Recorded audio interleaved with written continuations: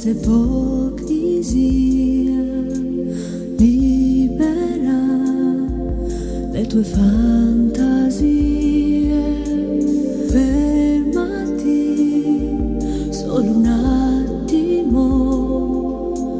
prendimi come per magia.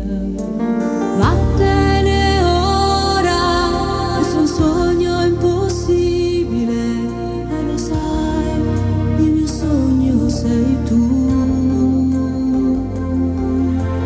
Angelo scivolato giù, dove sei?